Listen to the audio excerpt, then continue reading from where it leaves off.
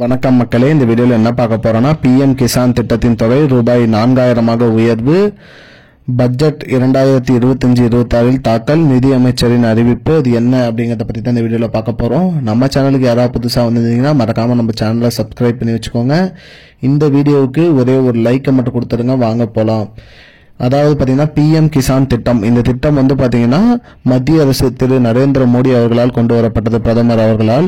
இந்த திட்டத்தின் மூலியமா பாத்தீங்கன்னா விவசாயிகளுக்கு ஆண்டுதோறும் 6000 ரூபாய் கொடுத்துட்டு வராங்க. அது 3 தவணையா 4 மாதங்களுக்கு ஒரு டைம் பாத்தீங்கன்னா 3 தவணையா 2000 ரூபாயா வழங்கிட்டு வராங்க.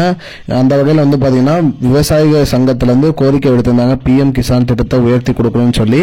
அந்த வகையில பாத்தீங்கன்னா 2000 4000 உயர்த்தி கொடுக்கணும். அதாவது பாத்தீங்கன்னா வருடத்திற்கு 12000 ரூபாய் வரைக்கும் கொடுக்கணும்னு சொல்லி கொடுத்திருக்காங்க.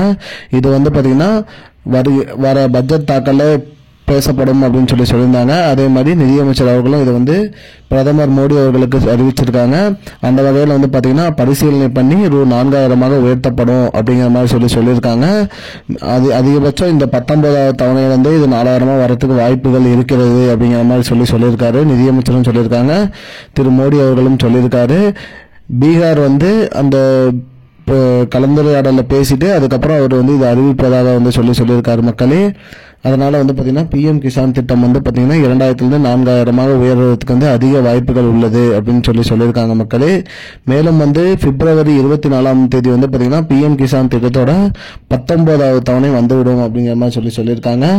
இதுதான் மக்களே இப்போதைக்கு முக்கியமான பயனுள்ள தகவல்.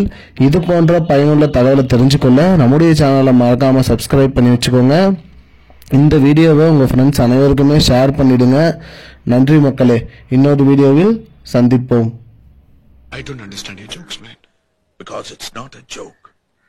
முன்ன பின்ன தெரியாத ஒரு பையனுக்காக subscribe விடுற அந்த மனசு இருக்க, அதான் கடவுள்.